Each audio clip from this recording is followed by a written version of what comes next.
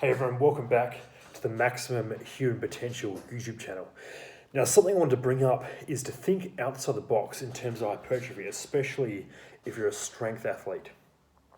So quite often there'll be someone doing strongman or powerlifting, and they realise that the amount of lean tissue they have on their frame needs to increase to hit their strength goals. And they'll often get told, by very well-meaning people, oh, you need to go to a bodybuilding program. And they'll do these, sets of 10, sets of 15, sets of 20, whatever it is, high volume, 5 exercises of the same body part. And in a lot of cases, they'll actually regress. So they'll actually go backwards. And why is this the case? Well, you've got to realize that the people that are, I'm just going to adjust this here. So the people that are attracted to strength sports are actually a different group of people that are attracted to bodybuilding. So if you look at the work of Charles Poliquin and Christian Thibodeau, so it's a little bit too much to go into here, but suffice to say there's various neurotypes, so various personality types that correspond to what kind of training someone will benefit from the most.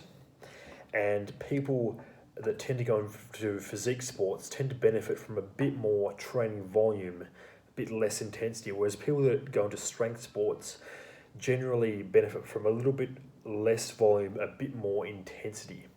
So that kind of selection of this, occasionally you'll get people with those varying types that end up in a different sport. So sometimes you can have a volume responder who ends up in strongman. You could have an intensity responder that ends up in a physique sport, but generalization, speaking in 70% of the time, you'll see there's quite a big delineation between the two groups.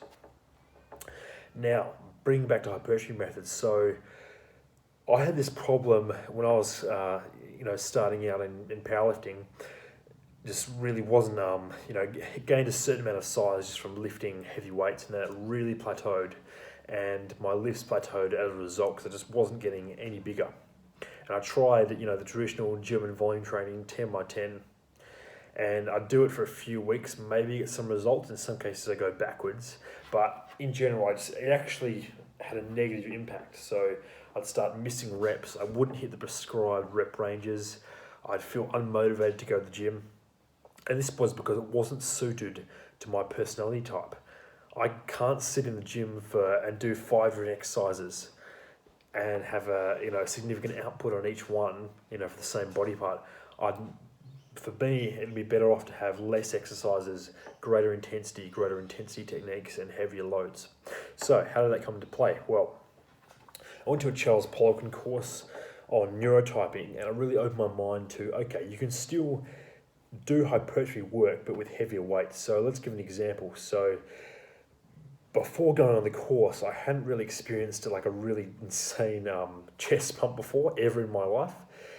And what we did was we set up an incline press in the rack, okay? So it's from a dead stop, slightly above the chest, so pressing up, and we're controlling down. And what we do is we do a heavy set of 5 reps, as heavy as you could, rest maybe 10-15 seconds, and then do 2 reps, rest 10-15 seconds, do 1 rep. And we did that for multiple rounds, with it was supersetted with an arm exercise with a similar rest pause scheme, and it absolutely smoked me. The pump, it was insane. My chest felt like it was going to explode, and I felt like I'd done way more work than I had doing a 10 by 10, but I'd done 5 sets instead of 10 sets.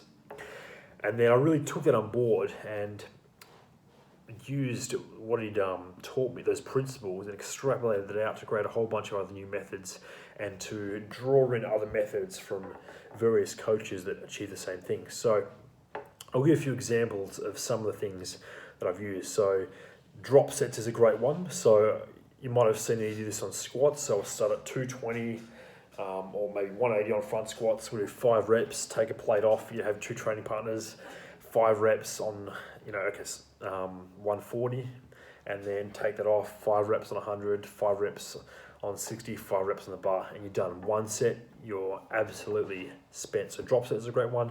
Rest pause, as we talked about. Partial reps, so you might do a heavy set of 6 to 8. Okay, let's use a squat as an example this time. So you do six reps on a squat, and then you do 6 half reps. Legs are going to be on fire. Or you can do that on a back exercise. You do 6 pull-ups, and then you go 6 bottom half pull-ups, just pulling as far as you can, keeping the tension on the lats. Another great example. Another one is a strength curve superset. So we superset 2 exercises which target a different portion of the range of motion together to really just thrash the muscle. So I originally got this from Polygon. He'd do like 6 to 8 reps on curls, and then you superset that with a chin up, or vice versa. But you can apply it to everything. So I did some really funky ones on back at one point. So I'd do like a cable row overlaying the stretch position. So 2 handles, and I was twisting in to getting that stretch through the lat, and pausing for 4 seconds. So 1, 2, 3, 4, and then pulling in, squeezing. So 6 to 8 on that. And that'd be stretch position rather, and then I'd superset that with a lat pull down, squeezing at the bottom. So we're getting the stretch and the contraction. Another one with pressing that I used to do, so we'll get Arnold press, we pause 4 seconds at the bottom and then explode up. 1, 2, 3, 4, explode. So that it'd overload the stretch because we're pausing for 4 seconds there. And then it'd overload the lockout. So the superset would be a behind the neck press in a rack. So starting here, exploding up, controlling down, exploding up, controlling down. And so what you're doing, you're stressing the shoulder and all those pressing muscles right here and then right here. And so you're just fatiguing throughout the entire range of motion.